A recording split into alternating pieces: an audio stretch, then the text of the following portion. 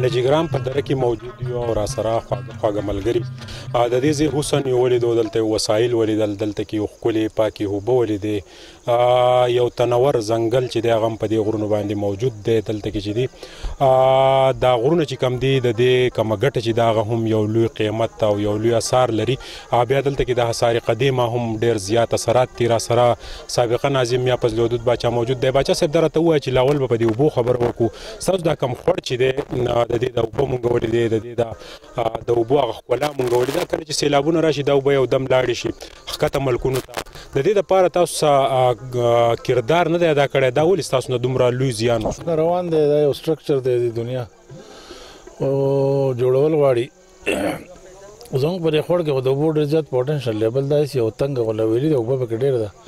نو که دې کې داسې وړې وړې دغه جوړ شي، دا خوړ په لیول غونډه کې راشي، دا ځای نه یو 100-150 پورې دا پلمونه جوړ شي، نو دلته به اوبه هم زیاته شي او دغه پوینټ به هم د سیلګرۍ داسې یو پراجیکټ د سمال ډیمز چې دی دغه شی بیا هغه کم ارګنایزیشن چې هغه ترې په شا شول. ستاسو سره هم دا وخت حکومت دی ستاسو په وفاق کې په صوبه کې، آیا د دې سمال ډیمز دپاره دې دپاره یو څه کردار لوبولی؟ کوشش کوو چې وشي، ویل هم د متعلقه ادارو ته او کوشش روان دی چې دلته سمال ډیم کې زمونږ حصه وشي، د نجګرام طرف کې اور ډیم به درې جوړ شي.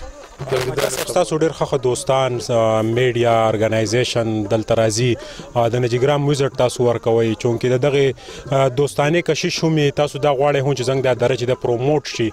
آیا دلته کې اوس تاسو دا روډ دا نشوالی چې دی نو دا هم یوه لویه المیه ده؟ اصل کې چې د نیچرل خوبصورت دی را او د هغې ریزن دا چې د 45-50 سال نه د دې پابندي قومي او د دې موږ پروټیکشن کوو، د ځنګل د ښکلا د خپل علاقې. اوس د دې خبرې ضرورت دی چې روډونه راشي او د دې علاقې کې څه داسې کارونه وشي چې هغه ښکاره شي ویزیټرو ته. دلته ډېر زیات اوس هم خلک را روان دی، په چوټیانو په ورځو موږ ګورو چې هغه رش چې کوم دی هغه ورځ په ورځ سیوا کېږي. د لارې مسله شته، خو انشاءالله کوشش شوی ده څنګه چې تاسو رالې موټر ګاډي او موټر سایکلې هر قسم ګاډي راځي، خو لږه دشواري خو شته ځکه چې کچه روډ دی. موسم دا حسن دا د چغار د چنچڼو دلته کې مختلف مونږ ولیدل چې په دې غرونو باندې هغه عجیبه کم ځناور چې دی هغه اوس هم موجود دی. نو تاسو ټورسټو ته څه وایئ دا وخت په ملک کې چې کم موجود دی؟ نو زه خو دا وایم چې دلته چې څوک هم راځي انشاءالله دلته خو یو دا ځای پوره من دی او دلته هر قسم وایلډ لایف موجود دي او دلته د خلکو رویه ښه ده او پوره هم نه ده او ګرینري ډېره زیاته ده په هر موسم کې دلته ګرینري، ځکه چې دلته هغه قسم بوټي دي چې هغه په یخنۍ کې هم تر و تازه وي لکه شنه وي. نو ګرینري ډېره زیاته ده، ډېره ښایسته علاقه ده، ښایسته دره ده. ټورسټ خامخا راشه، زموږ کوشش هم دا ده چې دلته خلکو ته موږ لارې جوړې کړو، کوڅې جوړې کړو، دا لار دغه وشي. جهان مننه. د نجګرام په دره کې نن زموږ په اعزاز کې یو لوی پروګرام شوی چې په هغې کې د میوزیک پروګرام نه هم موږ خوندونه واخیستو. دلته خواږه ملګري هم موجود وو او د دې درې چې کوم چیني دي دلته کې چې کوم حسن دی، د دې غرونو کې چې کوم ځنګل دی هغه ځان له یو لوی اثر لري.